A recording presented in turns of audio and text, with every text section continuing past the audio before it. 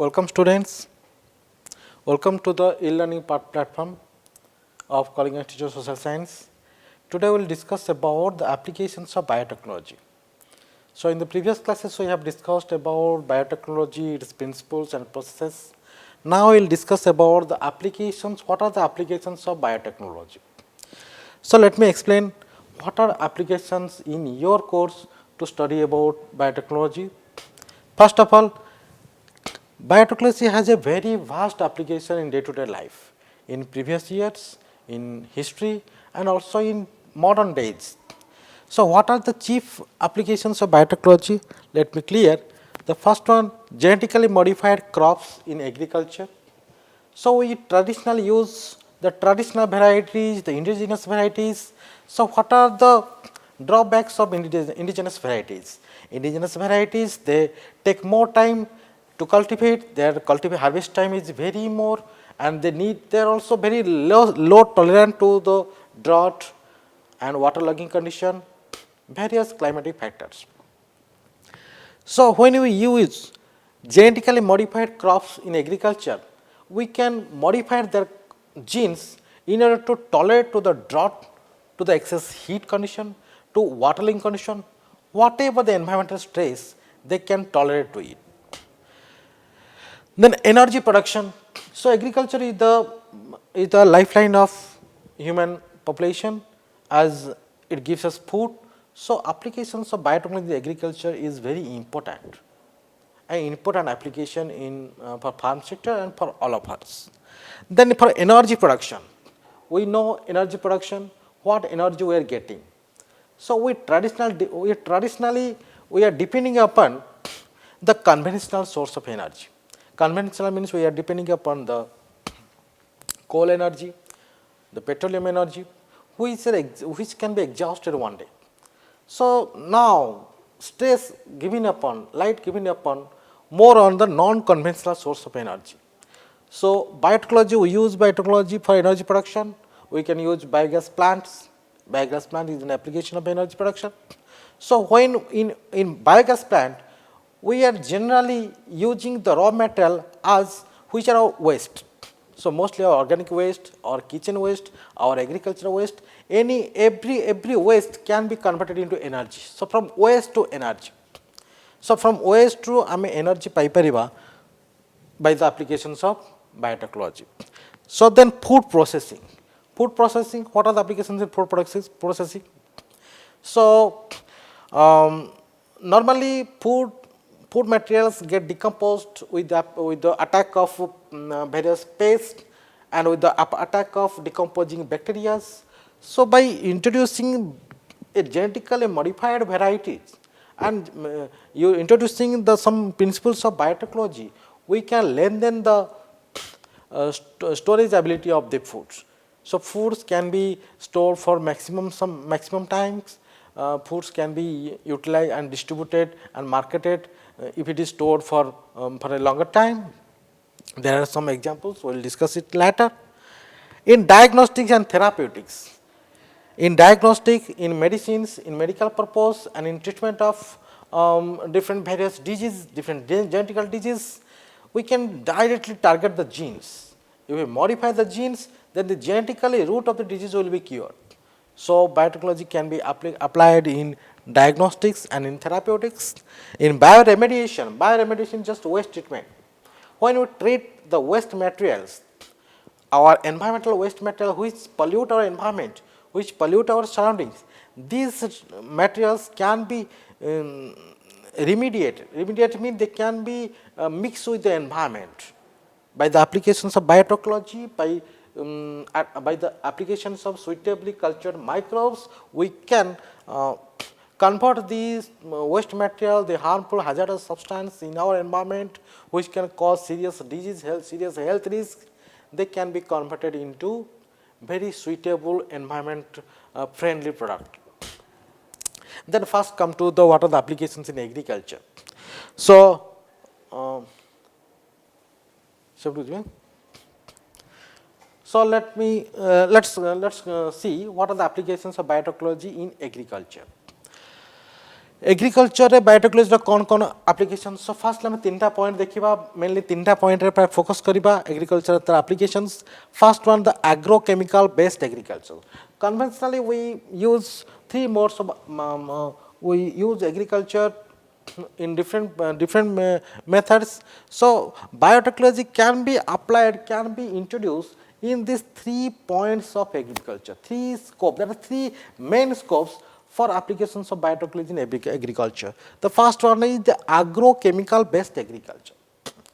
So what is the agrochemical based agriculture?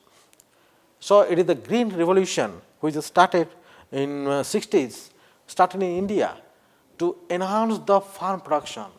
So government and scientists, they have given some steps, they have taken some steps to enhance the production, farm production. So their main motto in green revolution, their main motto is how to generate various agrochemicals, various pesticides, fertilizers to enhance the productions. So for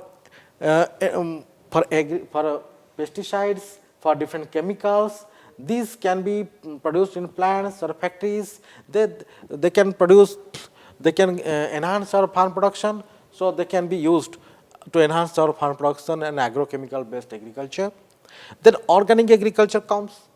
So after the green revolution, when by using of various number of chemicals and pesticides, the environment has some negative effect on environment, and that is the bio accumulation of hazardous substances, hazardous chemicals like DDT. DDT can be accumulated, it cannot decompose in the environment, it can be accumulated into the nearby water bodies. It flows through the rainwater into the nearby water bodies, and it is accumulated in the waters, in the, our water ecosystem, aquatic ecosystem.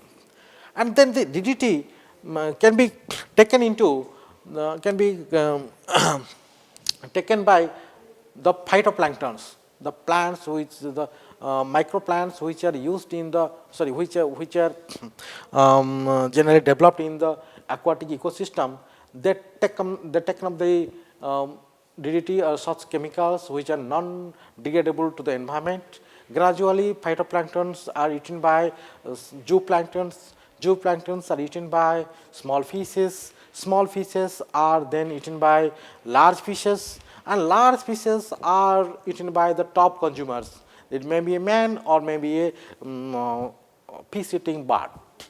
So what happens? So the amount of DDT which is accumulated in our water body, it gradually grown up.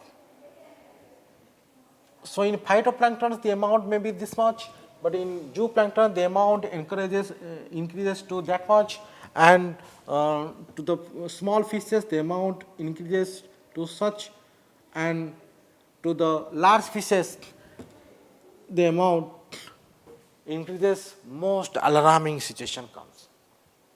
So this percentage of DDT may not be harmful to the phytoplanktons or these organisms. This percentage or ppm parts per million of DDT may not be harmful to the zooplanktons.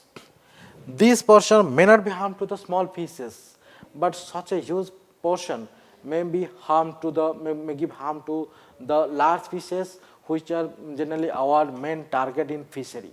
In fishery aquaculture, our target is the large fishes. So large fishes, if they are disease, they are getting some poisonous, and consequently, the large fishes are taken by human beings, consumed by human beings. Human beings get affected by these non-degradable pollutants like DDT. Such type of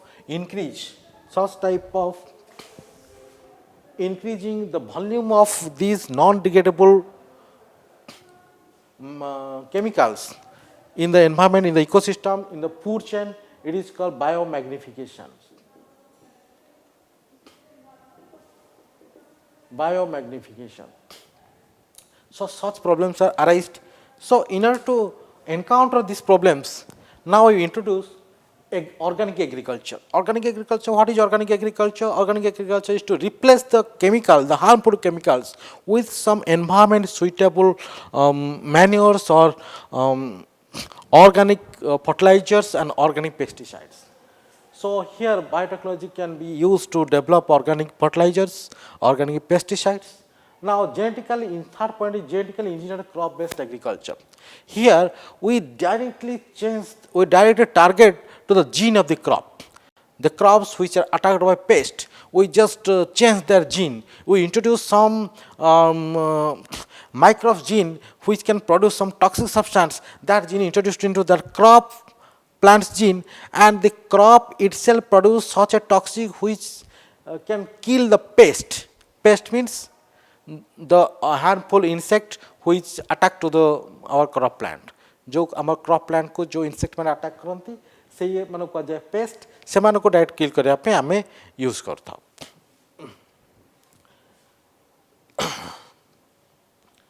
सो ये genetically modified organism मानक बा plant मानक आम कहलु genetically modified plant बा GM plant जो मानकर gene को आम मॉडिफाइड करिछु this plants are called GM plants और जीएफ क्रॉप्स जीएम प्लांट मानकर नॉर्मली यूज कौन आमर बायोटेक्नोलॉजी फाइनल टारगेट आसला जीएम प्लांट्स मानकर कौन यूज होची normally what are the uses of GM plants are also called transgenic plants transgenic organisms. So the organisms whose genes are modified or when we introduce some a gene of some different organism, different microbes or different animals or plants into our target plant or target animal, that animal or plant is called genetically modified.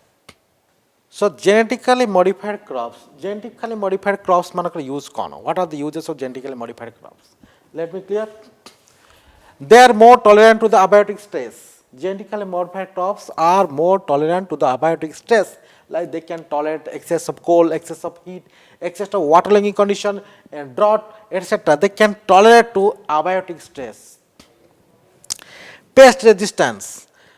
Genetically modified crop, we modified their genes. The crops itself, they repel the pest, so they kill the pest. They have some genes which secrete such a toxic protein which can kill the pest. So an example is Bt cotton, we will discuss it later. Reduce. 1 minute, okay. So reduce post-harvest loss.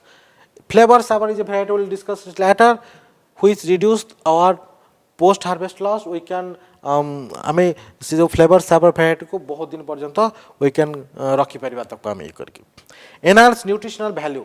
Golden rice is such an example where we can increase the nutritional value, we can add some other vitamins, minerals into our target crop. Can use more minerals from soil. Genetically modified crops, they can use more minerals from the soil, and they can provide alternative resource to industries. Genetically modified crop, they can give more amount of starch to the beverage industry. Like that, they can give more amount of some alternative resource to some other industries.